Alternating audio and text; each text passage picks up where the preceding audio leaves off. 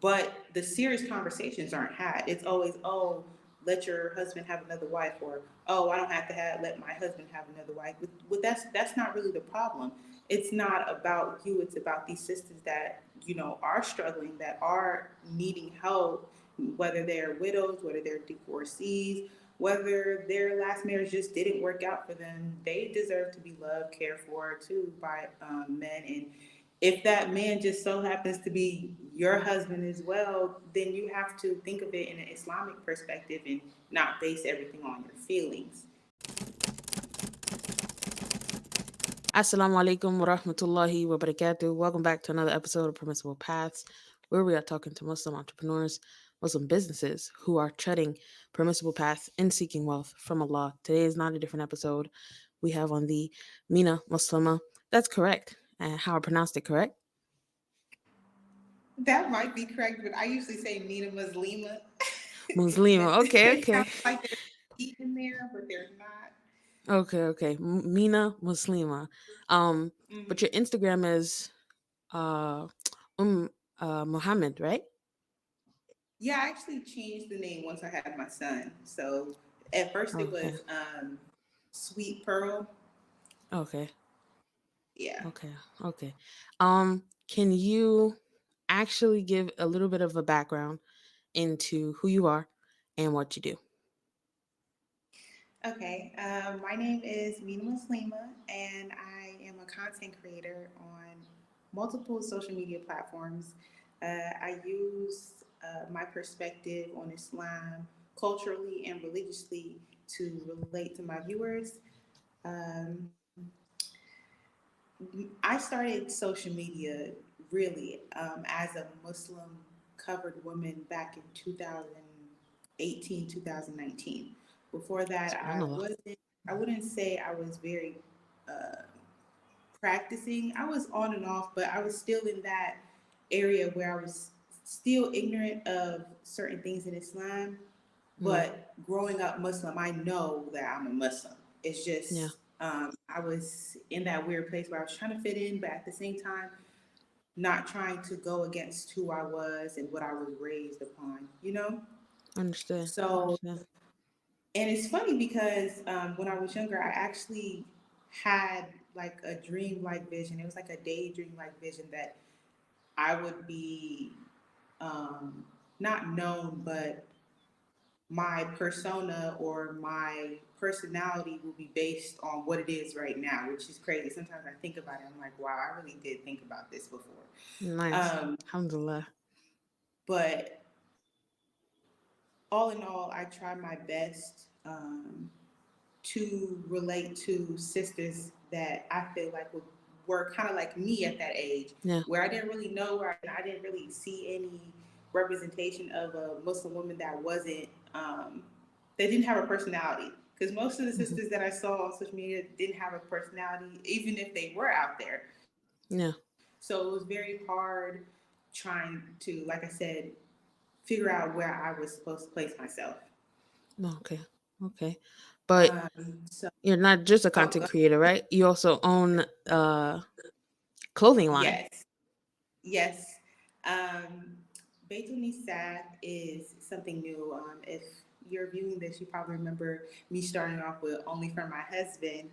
Um, but the reason why I kind of stepped away from that as my brand name for my clothing line is because I did go through a divorce, and that name kind of reminded me of where I was Hmm. when I was doing that business, and it had a lot of negative stipulations on me and my healing process. So for that reason, I kind Mm. of just stepped away and decided to rebrand my my clothing line into Bait Me Sad. Okay. Okay. Mm-hmm. I understand. I understand. Um, in terms of, I have two questions, but I'm trying to pick which one I'll go first with. How long has the shop been open? The shop period, I Hmm. remember starting. I'm gonna start with only for my husband because that all it's all one shop. It's just it changed names. Yeah. With only for my I started in 2019. Okay. Actually, not very long after I started my social media platform, my content creating, because I'm not sure if you remember, but it started as me doing the co-wives show. And then it led up to me showing my face. Oh, I'm the person behind it. Because a lot of people started to think that it was more than one sister doing the voices. No, I was changing. I was changing my voice for all the characters. That includes the men, the female, the children. So once I saw I had a following, then let me see how I can benefit. Let me see how I can profit off of the audience that I'm gaining, because let me see what it is that they may need that I can provide for them, other than a bunch of laughs. Okay. So then I started with lip gloss. Mm. So because the whole concept of only for my husband was to only wear or use my products, like in the house. So that's Mm-hmm. when I started with lip gloss. I was like, yeah, you don't want to have your lips all shiny and stuff when you go out. It's too, that's too much. So that's why Mm. I named it only for my husband. And then that's when I got into clothing, um, to cover what's only for my husband. Mm. And I started with Shayla's, and then I moved to Abayas, then I moved to niqabs, and just gradually, it became now Baytuni Sad, which is a luxury boutique that I have online. So a lot of the items, it's only like two or three that you're going to find because they're unique. They're made here in Egypt, or they're made in the Emirates and then sent to Egypt. So it's completely different than what you would see in the States or even see online. Okay. Before we get into the details of the shop and the content creation, I want to speak on the show that you mentioned, the Co-Wives. So, when it first came out, Yeah. I actually watched it, like every episode, right? And it wasn't until like last week that me and my mom were kind of binging your YouTube channel, and then I seen um the like a playlist of it, and I was like, I didn't realize that you were the creator of the Yeah. actual show, because I like watched it like on, I don't even remember if I watched it on YouTube, but I know it was a while ago. So when I found out that Hmm. you were the one who made it, I was like, SubhanAllaah. It was very much more exciting. So may Allah Yes, reward you yes. for it. I mean, I still get DMs and messages from sisters. They're like, when you gonna start the co-wives again? Man, the co-wives is tired, man. It took a lot of time to put those Mm, episodes together. Not just like when it came to writing the scripts, because writing the scripts was the easy part. yeah, It was the voices and editing the videos that was more tedious. yeah. And then at one point, I just kind of got a what do they call in the writing world, a Writer's writer's block. block. Hmm. Yes. So I had one of those because because usually my ideas for the episodes would just hit me. And I would just, it was like I was, I don't want to say hearing because that kind of sounds like schizophrenia, but I was like imagining a conversation happening between two sisters that Mm, just happen to be co-wives. And I'm like, oh, that's relatable. That would definitely happen. A lot of sisters yeah. probably go through that. So then I would just start writing down as the conversation would go. It was kind of like it was really weird, kind of like some Beethoven or some weird stuff was happening. But I was writing it down, and then I got to a point where I felt like not that the episodes were pointless, but that what were people benefiting from it other than just laughing. Sometimes a lot of Mm, sisters in the comments would get into arguments about the topic of the video. Sometimes I'd get messages saying you're making fun of Islam, you're mocking Islam, which was never my intention. mm. So just to avoid that, and it kind of came with the writer's block, I just kind of just shut the whole shop down when it came to making the co-wives videos. Yeah, I understand.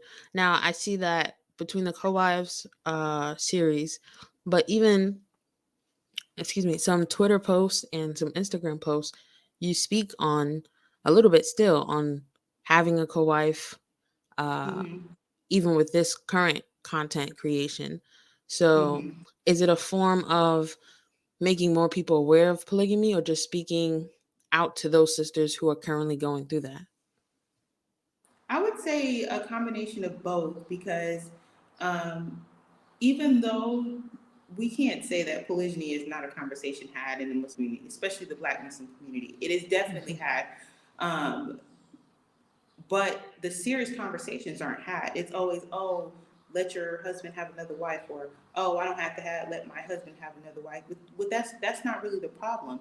It's not about you. It's about these sisters that are struggling, that are needing help, whether they're widows, whether they're divorcees, whether their last marriage just didn't work out for them. They deserve to be loved, cared for too by men. And if that man just so happens to be your husband as well, then you have to think of it in an Islamic perspective and not base everything on your feelings, Mm.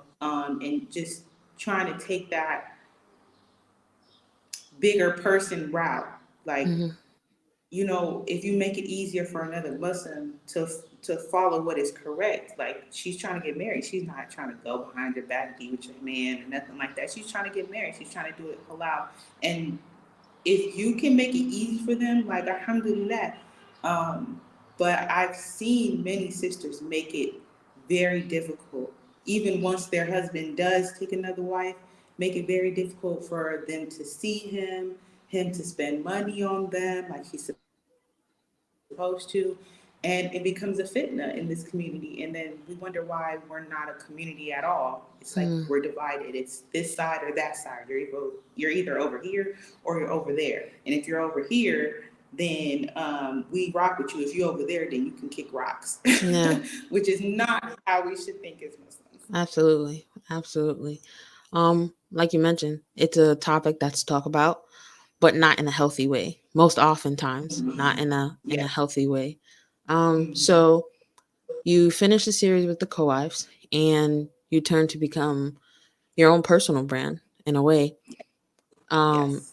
and again, it's kind of like a dawah page, right? Speaking to those In a sisters in in a way. a In a way. way. Um, what kind of motive or kept you going in terms of being consistent at creating content? Um, that's a good question. I would say the comments that I see keeps me going because sometimes you get that imposter syndrome like, am I really doing something? Am I really helping Yeah. sisters? And then you see that message like, oh, sister, I'm thinking about joining Islam.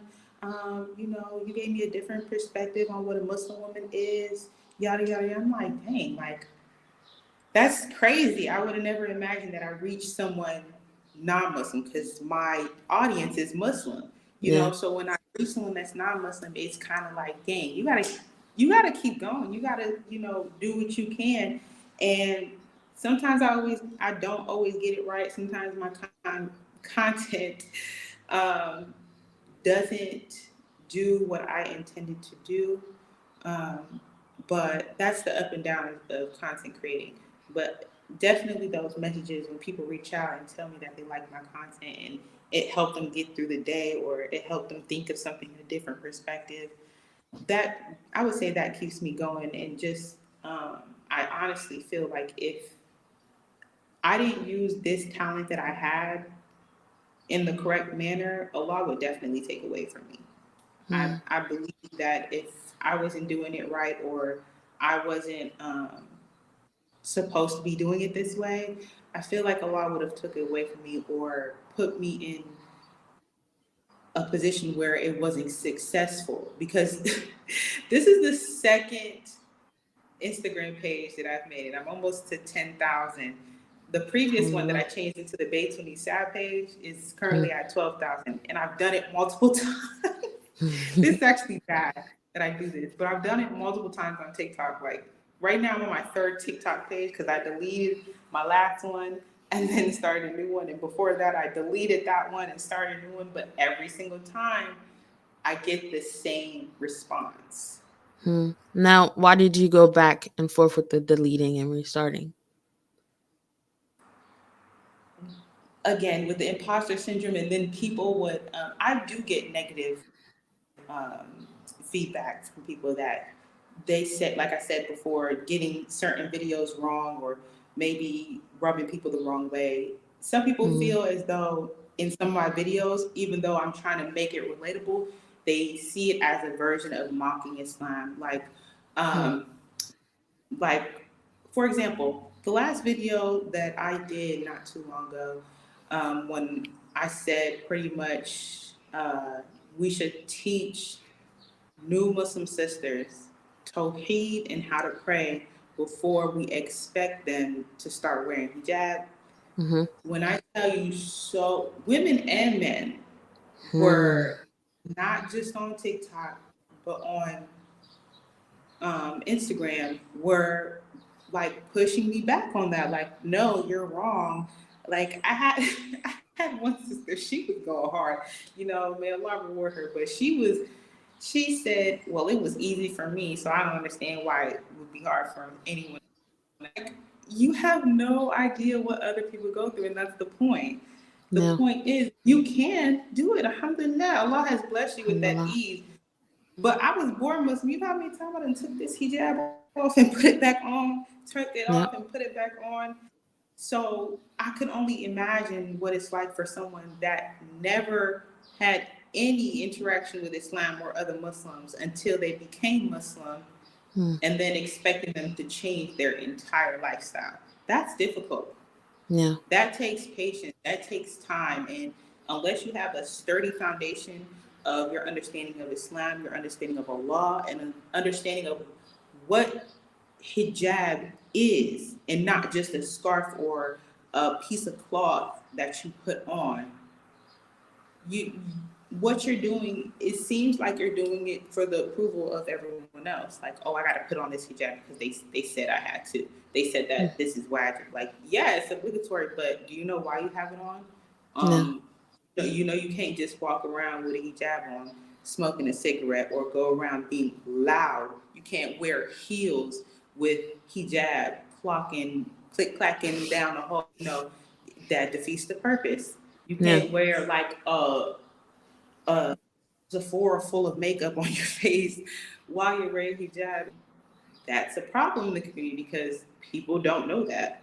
They don't yeah, realize that they're contradicting themselves when they wear hijab and they do certain things. yeah. And when I seen that post that you made, I was confused on why it would be such an argument, but I suppose maybe people feel like moving sisters quicker to cover them with the hijab is better in the long run. And I understand that side, but I also heard once in someone mentioning the fact of how can you grow in your relationship with Allah if you don't know Him or you don't understand Him. So Absolutely. goes back again to how can you wear the hijab and you don't understand it. So Mm-hmm. 100% agree with that. Um, so moving on to the shop, you you start only for my husband, and Mm-hmm. then you go through a divorce, correct? Yes. And then you switch the name, but you Mm-hmm. still keep the shop open. So after now going through the divorce, what made you still want to say, I still want to keep the shop open, and I still want to continue with it and with the brand?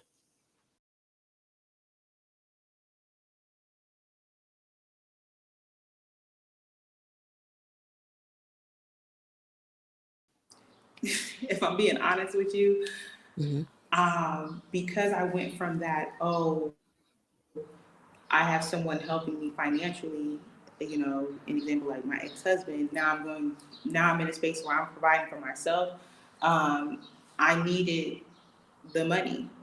I Yeah. needed a way to help myself and not break my back at some 9 to 5 job. Like I had a job, of course, but in the economy we were in, I was fortunate enough to have like a really good living situation. So I was paying about $1,000 a month, Mm-hmm. living in my new place, and then also my own phone bill. Listen, I have never paid my own phone bill in my life until after I got SubhanAllaah. divorced. When I tell you my dad has been paying my phone bill since I was 16. So that's when it really kicked in. Like, girl, you gotta pay your own bills now. I've never had to do that. Like, and so when that happened, I was like, okay, I kind of gotta hustle. I gotta do what I gotta do. Continue selling these garments. And at this time, the name was still only for my husband Yeah. because I didn't have money to change my LLC at that time. I was still Mm. trying to get everything in order. Um, and then also I was in school, so I also had to Mm. pay my tuition. Okay. So that was more of the dunya pushing me towards keeping the shop open. Mm. Um, because I moving out and having to do all that, I did take a major loss financially from my business because most of the money I was getting from the business, I was stashing, I was saving up for myself, and well, alhamdulillah, I did that because that savings Alhamdulillah. literally helped me move forward. Mm. Uh, I with you speaking on the part of you going into savings in order to basically survive, um, I want to bring up a point of a lot of the times I see Muslim women when they do get married, because we don't, alhamdulillah, we don't have to take on that financial burden. When we are married, it's almost as if we completely forget it. And then you never know when situations of not even just divorce, your husband passes away or something happens and he's just unable to work. And now both of you are in this financial uh, difficult situation. So, Mm-hmm.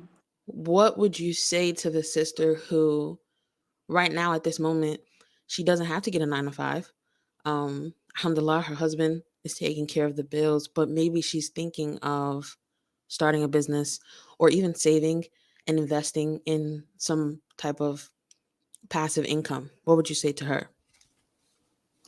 I would say find a trade that you can do from your home. Because although these situations are very, very realistic and possible to happen to anyone, you don't want to put yourself in a position where you have to choose between providing for your family and caring for your family. As a Muslim Mm, woman, you don't want to have to sacrifice raising your children in order to provide for them, mm, if that makes sense.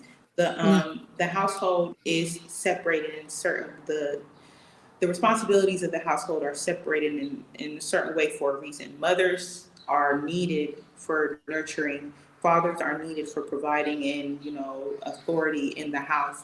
So when situations where the man cannot work or the man is not there to provide, um, it is like in a way you have to sacrifice your motherly aspects of your responsibility in order to fulfill what the man is supposed to be fulfilling at the moment. So Mm, for like example, me and my husband talk about that a lot. So when we first got married, well, first, one, don't spend all your dowry. Save some of it. Okay, that's one thing. I would save some of your dowry. Put it away. Put it in the savings. Don't touch it. If you got to give it to your mom, your dad, whoever, to hold it for you just in case, save it. That's number one. mhm, Two,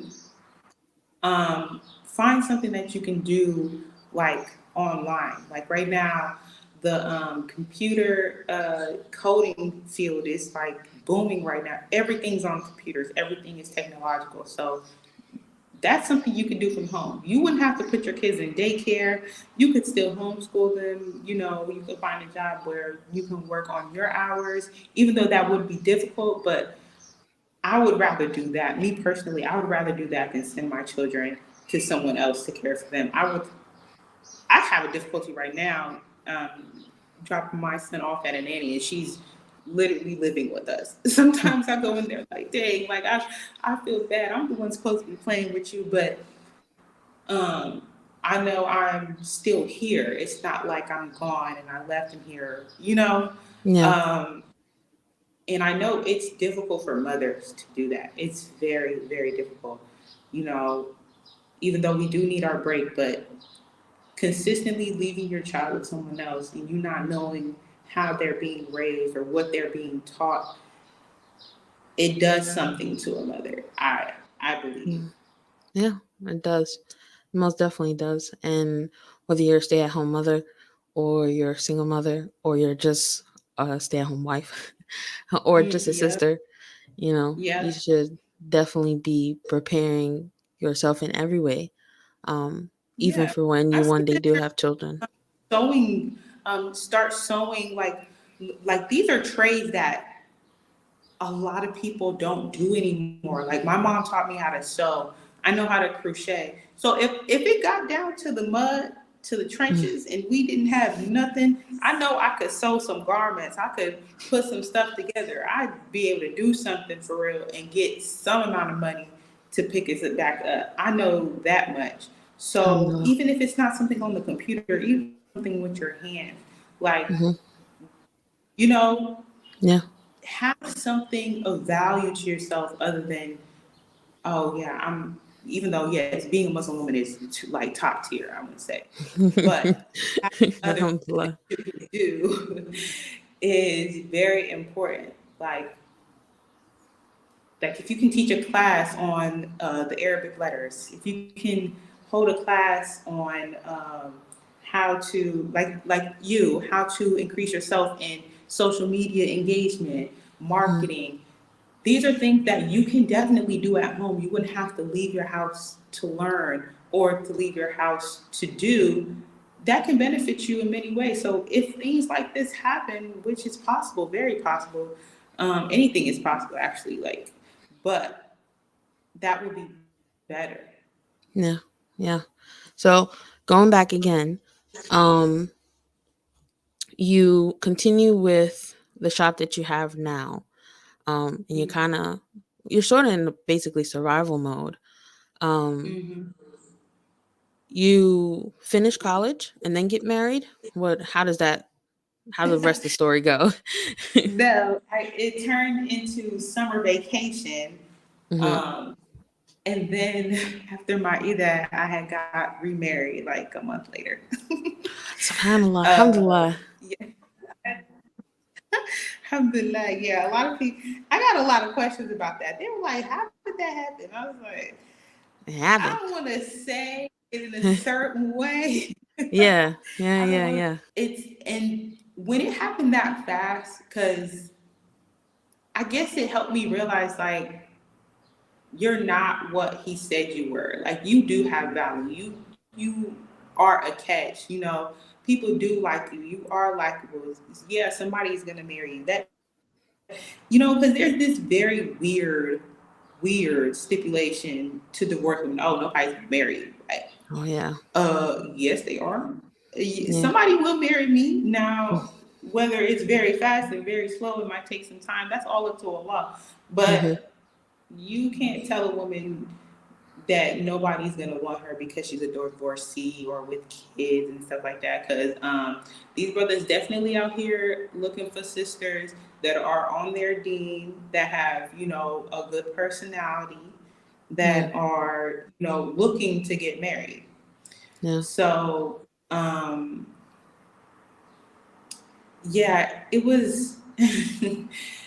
um, I think that was like a huge blessing for me. I'm very thankful for my husband. Alhamdulillah, may Allah increase him. I mean, so He was very go ahead. helpful. Okay, He was in very helpful. continuing the shop. Yes, and just putting me in a position to win, Mm. um, like not just the shop, but like paying for courses for me to increase myself in knowledge, bringing me here over to Egypt so I can be able to teach my son Arabic and Quran. It's just, Alhamdulillah. it's a bigger view. Like we talk about marriage sometimes like it's this fairy tale, but like the fairy tale is nice. What is that man really doing for you? Like Mm.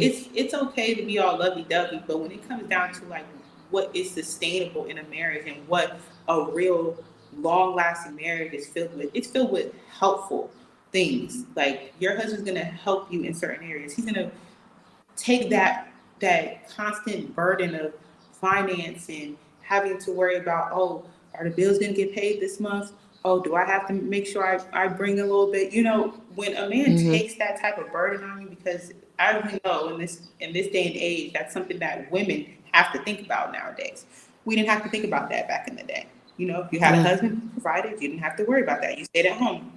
Yeah. But when a man does that for you, it puts you in a position to evolve as a woman and grow as like I'm having a hard time explaining it, but I would say the person that I was in 2020, 21 when I got remarried, and the person I am now is completely different. Mm. I have one because I used to go back and forth with a lot of people, especially on social media, defending myself. I don't do that anymore because it's just like, what am I doing that for? Yeah. Yeah. And he corrects me if I do it. Mm. He's like, Amina, now why are you? Those are probably online bots. They're not even real people. I'm like, you know what? All right, Yeah. so so it's just a very healthy dynamic in our relationship, and he helped invest into my shop. I remember when we first got married, he was like, okay, here, buy some stuff for your shop, get it back up together. And then I had some stuff from my previous um, previous season, like some Abias, some Shayla's and stuff. So I just kind of put that together. Um, but it did kind of like go down, not downhill, but slowed down because one of the, I guess, I wouldn't say downsides, but one of the consequences of having a man like that is that you're not really pressed for money. So I went from survival mode to not really needing that extra income, Yeah. if that makes sense. Yeah. So, before we go into basically being So, in that position of comfort, and still running the shop, can you walk through how you set the shop up? Like, I know you mentioned you sew. Um, do you still sew? How did you? What was the path to building the actual shop and kind of making money now? oh, I didn't sew any of the items I sold. The only thing that I made with my hand was from the beginning when I started with lip gloss and cosmetics. That I made Okay. by hand. But all of the Okay. garments, all of the Shayla's, niqabs, Hmm. I got wholesale. Okay. The Okay. reason why I know how to sew, but I'm not about to sell nothing I can sew. Like I would have to like consistently be sewing to a point where I'm like, okay, yeah, I'm back on where I was, so I can sell this stuff. Yeah. Um, but all the stuff was wholesale, so I would first invest my own money in buying wholesale. I never, I think I did what is it called? Pre-order one time, Hmm. never again. That was the worst thing I have ever done. When I tell you, and even if you put the details, people are gonna still ask for weeks and weeks and weeks. It doesn't matter. So that's why that was the first and last time I ever did pre-sale. Mm. But everything I would get, and once I got it in, I would I would share with my audience, hey, just got new product in, here are the colors, will be live on the website on such and such day. I always used, well, I use now Shopify, but I used Squarespace before, but Hmm. I liked how Shopify gives you discounts on shipping, Hmm. and then Squarespace did not. Yeah. So that's why I made that switch. And Shopify was cheaper. It was easier to navigate. Way better for me. Okay. Okay. So you set up shop, you wholesale, you design your own website, you buy, or you get someone to outsource it. Which one? When I started, all the way up to when I got married, before I changed to Beit Sad, I had no, actually it was before that. Before I changed to Beit Sad, right before, but this is after I got remarried. Hmm. My husband paid somebody $100 to do it. He was like, Okay. "Don't waste your time Hello. doing that. There's people that do it for cheap." I was like, "You Yeah. think $100 is cheap? What? Yeah. That's not cheap." But he was like, Alhamdulillah. "Man, just let's." Let's do it. That's Yeah. how he is. Just let somebody. Yeah. So that happened. The website was very like basic. It wasn't like super crazy. I didn't have like a whole bunch of products. But because I had experience of making my own website previously, I was Mm. able to go in there, switch up some things whenever I had new products. And from that point on, I kind of just did it myself. Yeah. Yeah. Do you design the clothes? Like come up with the No, designs? no, I'm still working on completely collection by me Mm-hmm. with working with a tailor to do that. Mm-hmm. I'm working on a luxury line of niqabs right now. Mm-hmm. I'm still in the works of finding all the material and um, trying to make everything, I guess, perfect. I know nothing can be perfect, but I'm just very particular about something that I put out Mm-hmm. that's my design. Now, other people's designs, either you like it or you don't. Yeah. But I want to make sure when I put it out, it's something that I like and I know other sisters would like too. Yeah. But everything else, like even right now with my online boutique, I don't design them, but I hand pick the items. Yeah. I go to the shops, I go to the vendors, and I see the abayas, and I'm like, okay, I like this one. And that's why a lot of people be like, Amina, why are you always sold out? Because I don't want when you get an abaya from my shop that everybody else has it. Mm. It's Um, like I want it to be like a upscale kind of boutique thing because everybody's wearing the same thing right now. You mhm. find something on Alibaba and you find something on what's that place called? Veil that's like super expensive. And it's Mm. literally the same thing, just a different material. And I don't want that. I don't want people to think that they're overpaying for my boutique items. I want them to be like, oh yeah, nobody has this. I like this. I'm Mhm. getting more bang for my buck. Like I'm gonna get the best possible deal because nobody else has this. Yeah. I Like mean, if you want this exact item, you have to take a flight to Egypt, pay custom fees in and out, and then if you don't want to fly, you have to pay like $400 for shipping. subhanallah. Very, yeah, it's very expensive to get things in and out of Egypt. Subhanallah. Um, I mean, the business model that you have of not going to someone broad to wholesale like Alibaba, is Hmm. that you can offer exclusivity, and it's kind of like artwork. So Exactly. this outfit that I have, either not many people or no one has it. So it's a timeless piece, sort of. So it's Exactly. Nobody definitely has it good. on that side of the ocean. Yeah, yeah, yeah. you Uh, know? well, with shipping fees, how do you ship to the U.S.? How does that work? Yes, I currently ship to the US. And luckily, I was able to connect with the DHL Mm. at the time that I did. Because if I didn't, the prices would be ridiculous. Like if you go online right now and try to find out how much it would be to ship just a regular poly mailer from Egypt to America, it's gonna be like $100 or more. Subhanallah. But I was able to talk them down to now it's a reasonable price. Depending on the weight, I would say maybe 28 to Mm. $30 per package. Now, I don't charge the whole thing Okay. because at the end of the day, who really wants to pay $30 for shipping? Yeah. So I charge, I would say maybe like 75% to the customer for shipping, international shipping. And then I take the back end on that from my Okay. profit because, I mean, nobody wants to pay $30 for shipping. I don't care where you're Yeah. buying it 100%. from. 100%. Yes.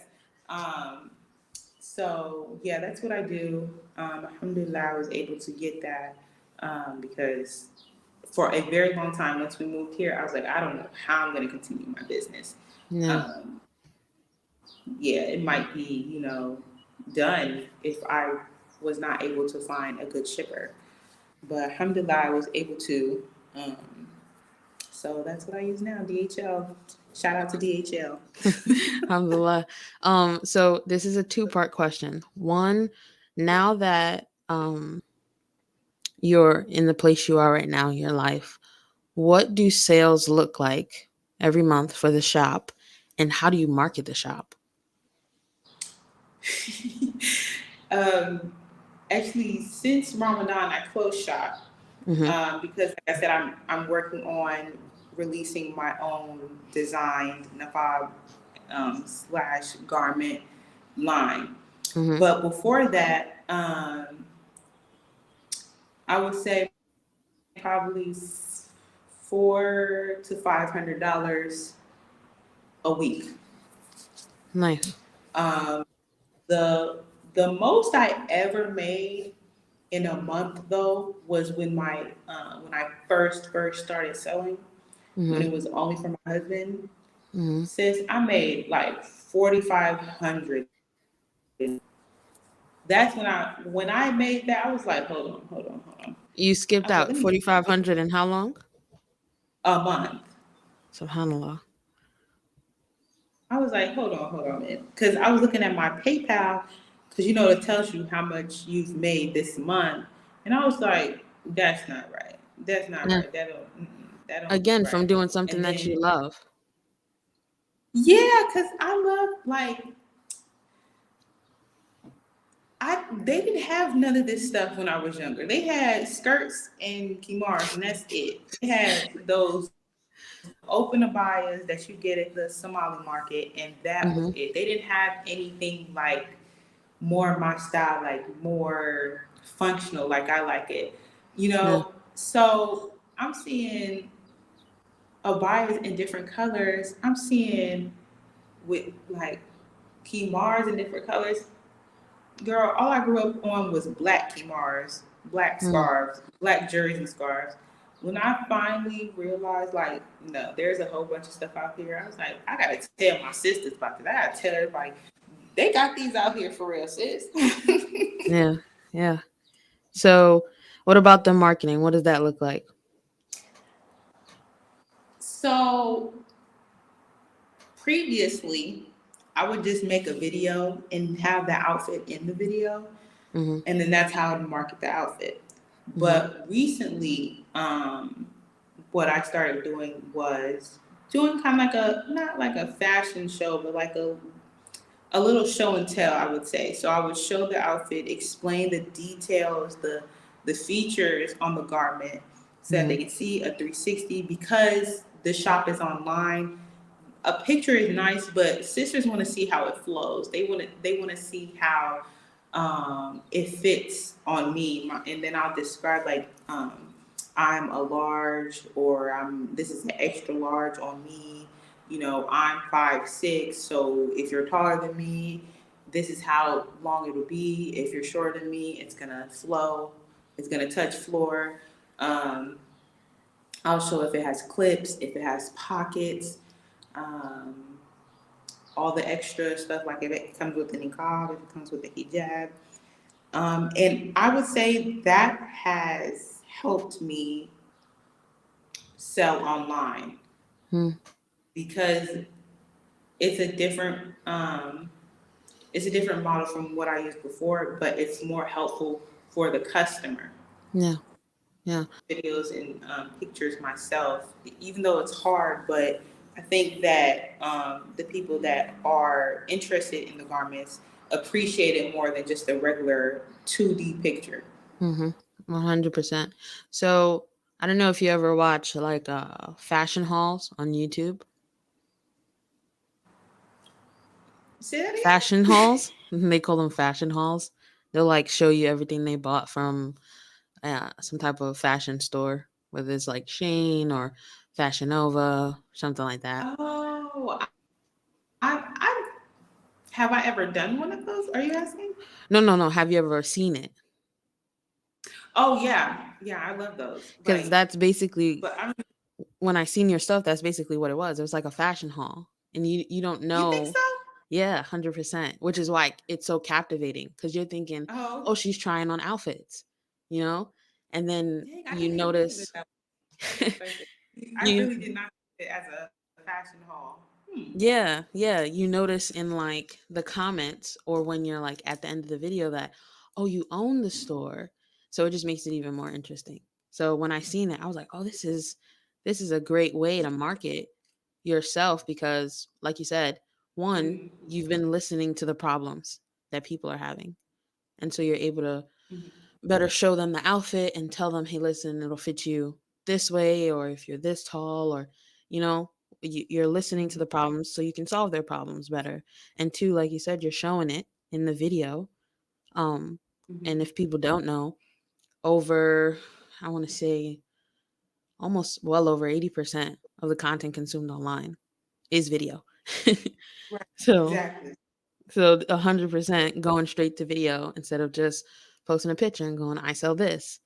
And again, because Exactly. it looks like a haul, it doesn't feel like somebody's selling you something. It feels like you're showing me something. And then all your outfits, they're very beautiful, mashallah. So, Exactly. and meanwhile, you come. So it feels like I'm in your closet in a way, and I'm being introduced to this. And every single time I see a post by you, all the comments is, it's sold out. It's sold out. So, alhamdulillah, alhamdulillah. How do you deal with the sold out? I know you said it's individual pieces, or a lot of them are individual Yeah, a lot of pieces. them are like ones and twos. There's Hmm. like one that I had that was threes. Um, it's hard dealing with the sold outs because I wish I was one. I like a part of me wants to mass produce, Yeah, but from my experience, a lot of even though a lot of people would like to order, sometimes they don't, and it seems like I take a hit, even though like, that comes with business and that comes with investing. You're not always going to get your return as soon as you think. But I've had situations where I go months with garments not being purchased, and yeah, when you buy in bulk, let's say you buy 5, 10, that can be like a real setback if yeah, you don't get the response you think you are. So the whole wanting to be exclusive and one and done with my pieces on my boutique, it helps me, at the same time makes the customer feel like, oh yeah, nobody else is gonna have this. And I've yeah, had people inquire about wholesale. I've had people inquire about when is this coming back out. I have the option to send a message, and I get messages all the time. And although I would love to say, oh yeah, inshallah soon, even I wanted to do that, but it's just I have to say inshallah because I don't know if that's gonna happen or not. yeah. So it's hard dealing with it, but like Skims, the Skims line by Kim K, Yes, I do. they sell out all the time. Hmm. Hmm. All the time, and when they sell out, they don't say, oh, restocking soon. Yeah. They just be like, wait for the next collection. You'll have to wait. You know what I'm saying? Hmm. Gucci, all the top end stores do that as well. If the thing isn't available, it isn't available, but they have other things available, so you kind of have to shift. And it's hard feeling like you disappointed a customer because they wanted that item too and they didn't get it. Yeah. Um, but got to be quicker than that. I'm just Yeah. Yeah. kidding. And I think it's definitely communicating with the customer, especially your customers, that these are exclusive pieces. It's Mhm. not fast fashion is what they call it. It's not buy it Exactly. and then you could come back and buy another one. It doesn't work like that. These are No, exclusive no. pieces. And so when you buy it, you're not just buying it for this moment, but you're buying it for many moments to come. And Hmm. so Yes. The more you communicate that, the more people will feel like, okay, it's sold out, and I'll just have to wait for that collection again because when I buy this, Yep. um, I won't be able to buy it again. So, alhamdulillah. Mhm. Uh, Before we end it, I do want to talk about you moving because you're born in the U.S., right? Yes. Okay, but currently live in Egypt. Yes. So, what was that transition like between being an American, born in America, practicing on and off, finally, trying to become more consistent in practicing your religion, and then, getting remarried and moving to Egypt? How was that? Uh, well, one, I think it's important that I share that I've lived in Africa before. My Okay. mom and my dad are from Sierra Leone, and I claim Sierra Leone as well, even though I was born in America. When I was Okay. 9 months old, my mom sent me to Africa to stay with my grandma, and that's where I stayed until I was about 4 years old, and then I came back to America.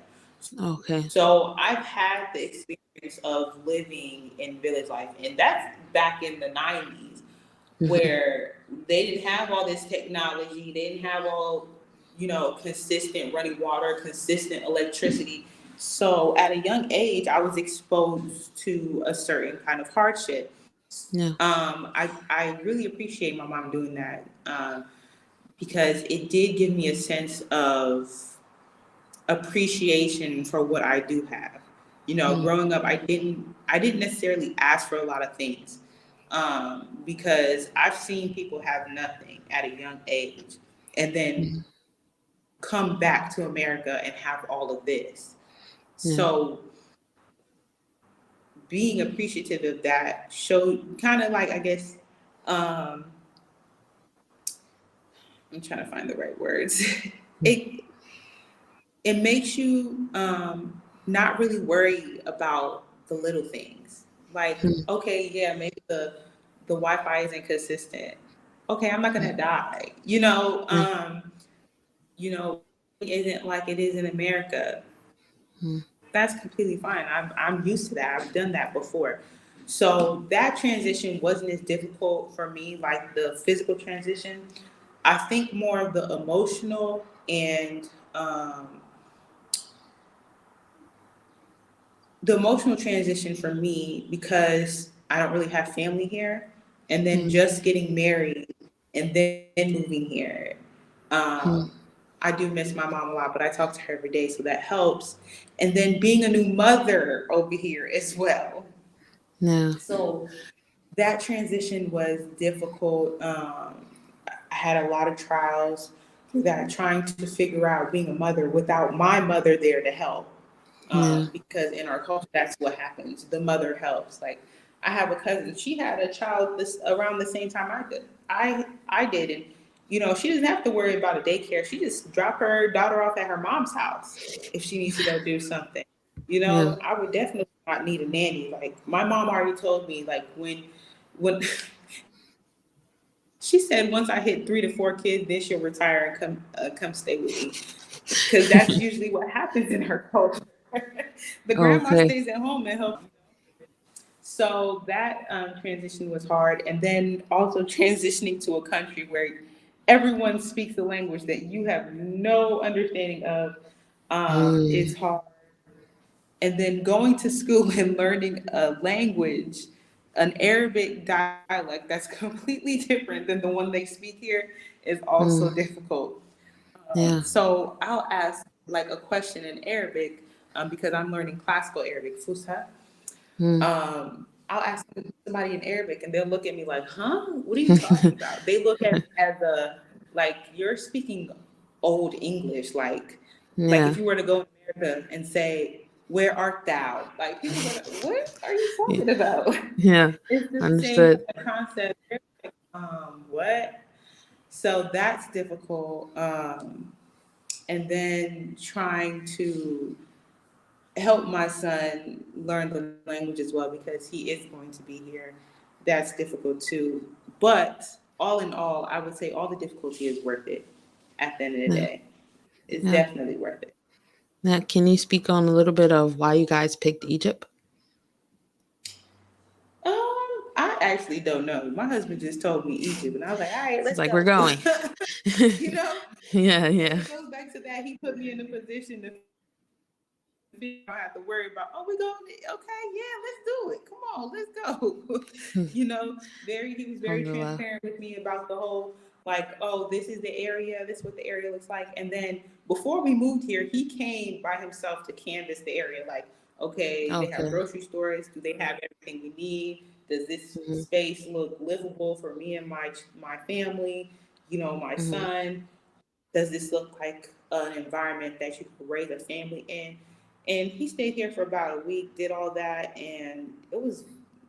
He said he loved it, and he came back. He's like, oh yeah, it's We it's gotta go. it's a yeah, it's a go. Alhamdulillah. Alhamdulillah. Um, okay, so final words.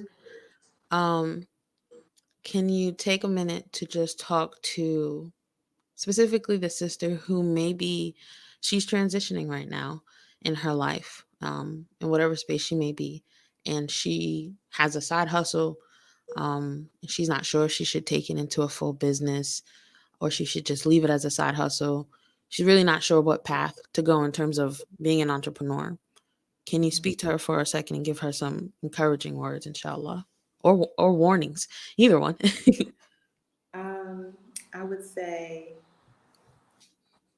always make your intentions with your business, with your life, with anything you do in this world to please Allah. Hmm. And always ask Allah for guidance. Because when Allah guides you and when Allah is pleased with you, everything you do will be of benefit for yourself. When you chase the dunya or when you chase the akhirah, your hereafter, the dunya will follow you.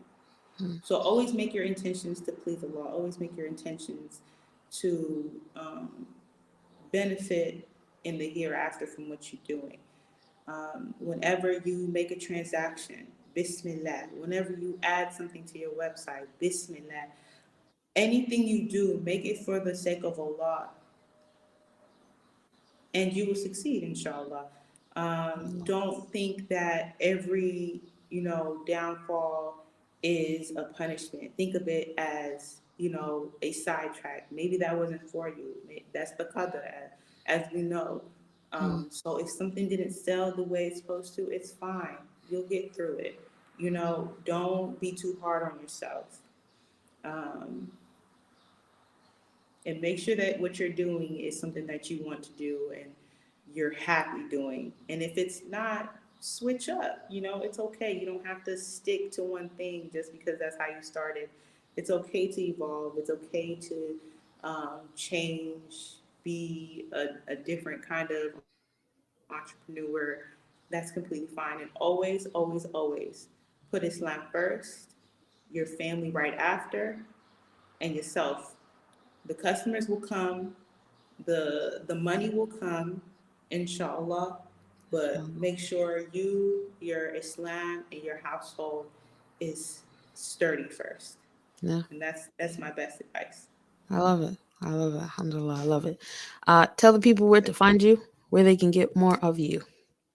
Okay, you can follow me on Instagram and TikTok at Minaa Muslimaa, also on YouTube, Minaa Muslimaa, and I just started Twitch. I don't know what it is. I think it's like a It's a streaming streaming. platform.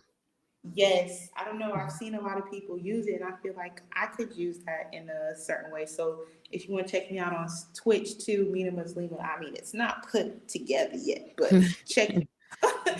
Is there a plan for the Twitch? Like, will you be like just talking, or will you be reacting to videos? Is there a plan yet, or are you just winging it? I I think I want to do like all of that. Like I want to talk about certain things. I want to react to videos because sometimes I feel I want to react, but I don't have like the platform because like you can do it on Instagram, but it's not the same. I feel like Twitch is a different like level of video reactions, and you can do like you could react to like a whole video, like a whole YouTube video on Twitch. Yeah, Twitch, and also using platforms like StreamYard, and then still uploading it to YouTube. So Yeah. both of What? those. Yeah. What? Oh, I'm gonna check that out. I'm gonna check Yeah. that out for sure. Yeah, 100%. Okay. Um, to all the listeners or watchers, Jazakallah khair for listening and tuning into this episode of Permissible Paths. Please don't forget to like and subscribe because, it might be a good Yes, deed. like and subscribe to my good sis. And without a doubt, we'll leave it at there. Assalamu alaikum wa rahmatullahi wa barakatuh.